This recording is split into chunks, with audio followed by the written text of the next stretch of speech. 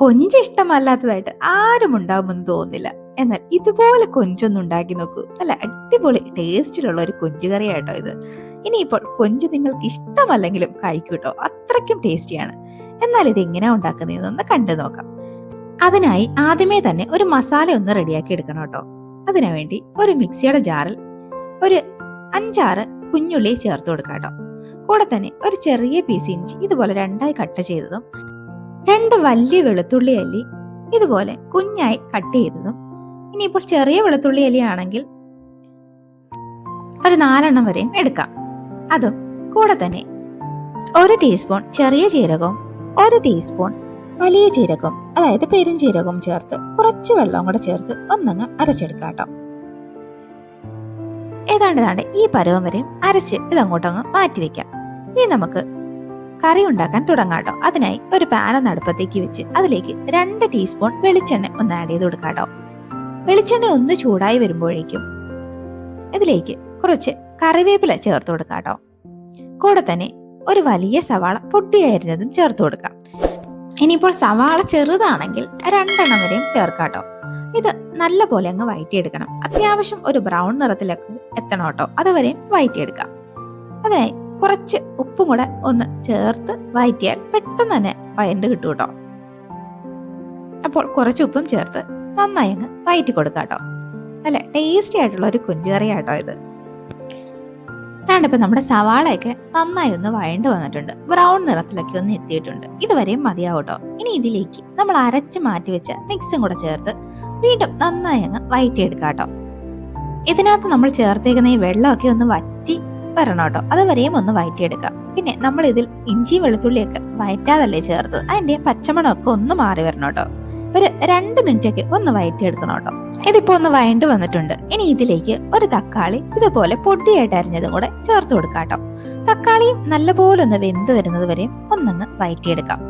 പിന്നെ ഈ ചാനൽ ഇതുവരെയും സബ്സ്ക്രൈബ് ചെയ്തിട്ടില്ലെങ്കിൽ ഒന്ന് സബ്സ്ക്രൈബ് ചെയ്ത് സപ്പോർട്ട് ചെയ്തേക്കണേ. കൂടെ തന്നെ ആ ബെൽ ബട്ടനും കൂടെ ഒന്ന് അമർത്തിയേക്കണേ കേട്ടോ.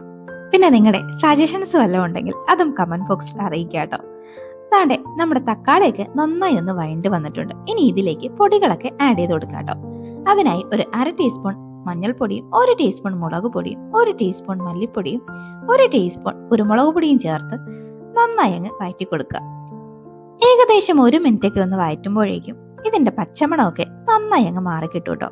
അതാണ്ട് ഇപ്പോൾ ഇത് പച്ചമണമൊക്കെ ഒന്ന് മാറി എണ്ണയൊക്കെ തെളിഞ്ഞു വന്നിട്ടുണ്ട്. ഇനി ഇതിലേക്ക് ഞാനിവിടെ കുറച്ച് കൊഞ്ചെടുത്ത് വൃത്തിയാക്കി ഒന്ന് കഴുകി ഒക്കെ എടുത്തതാട്ടോ. അതും ചേർത്ത് വീണ്ടും നന്നായി അങ്ങ് മിക്സാക്കി എടുക്കാം കേട്ടോ. ആ മസാലയുടെ കൂടെ ആ കൊഞ്ച് നന്നായിട്ട് അങ്ങ് യോജിപ്പിച്ച് എടുക്കാം.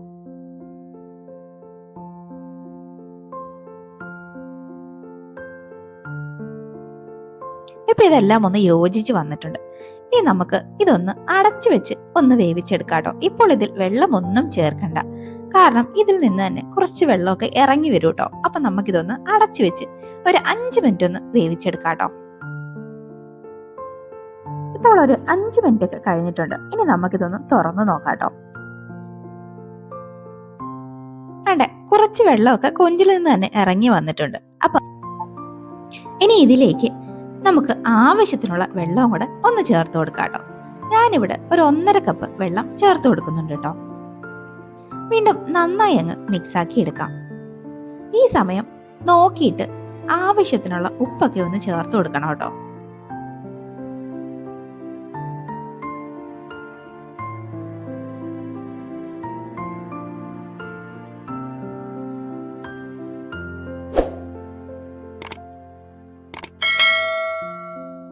ഉപ്പ് ചേർത്ത് വീണ്ടും ഒന്നങ്ങ് മിക്സ് ആക്കിയതിനു ശേഷം വീണ്ടും നമുക്കിത് അടച്ചു വെച്ച് ഒരു 10 മിനിറ്റ് ഒന്ന് വേവിച്ചെടുക്കാം കേട്ടോ. ഒരു മീഡിയം ഫയറിലൊക്കെ ഇട്ട് വേവിച്ചാൽ മതിയാവും.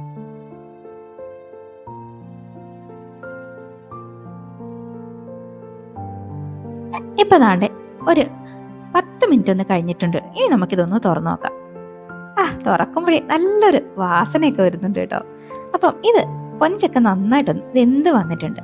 അപ്പൊ നമുക്ക് വേണമെങ്കിൽ ഈ പാകമൊക്കെ ആകുമ്പോഴേക്കും അത് ഫ്ലെയിം ഓഫാക്കി ഇറക്കി വെക്കാം കേട്ടോ. പക്ഷെ ഞാനിവിടെ കുറച്ചും കൂടെ ഒന്ന് കുറുക്കുന്നുണ്ട്. അപ്പം നിങ്ങളുടെ ആവശ്യത്തിനനുസരിച്ച് എടുക്കാട്ടോ. ഞാൻ കുറച്ച് ഒരു റോസ്റ്റ് പരുവത്തിനാട്ടോ ചെയ്തെടുക്കുന്നത്. അതുകൊണ്ട് ഈ വീണ്ടും ഒന്നും കൂടെ അടച്ചു വെച്ച് വീണ്ടും ഒന്നും കൂടെ ഒന്ന് വറ്റിച്ചെടുക്കുന്നുണ്ട് കേട്ടോ. അപ്പോൾ ഞാനൊരു 5 മിനിറ്റും കൂടെ ഒന്നങ്ങ് അടച്ചു വെച്ച് വേവിച്ചെടുക്കുക. ഇപ്പൊ ദാണ്ട് ഒരു 5 മിനിറ്റ് ഒക്കെ കഴിഞ്ഞിട്ടുണ്ട്. നമ്മുടെ കൊഞ്ചൊക്കെ ദാണ്ട് ഇവിടെ അടിപൊളി സെറ്റായി വന്നിട്ടുണ്ട് കേട്ടോ. അപ്പൊ കാണുമ്പോഴേ അറിയാം വളരെ ടേസ്റ്റി ആയിട്ടുള്ള ഒരു കറിയാട്ടോ ഇത്. അപ്പം നിങ്ങൾ എല്ലാവരും ഒന്ന് ട്രൈ ചെയ്ത് നോക്കണം കേട്ടോ. ചൂടോടെ തന്നെ നമുക്കിതങ്ങ് സെർവ് ചെയ്യാം കേട്ടോ. അപ്പം നിങ്ങളുടെ എല്ലാവരുടെയും അഭിപ്രായം കമന്റ് ബോക്സിൽ അറിയിക്കാൻ മറക്കരുത് കേട്ടോ. അപ്പം ഇനി ഒരു റെസിപ്പിയുമായി വീണ്ടും കാണാം. Bye bye.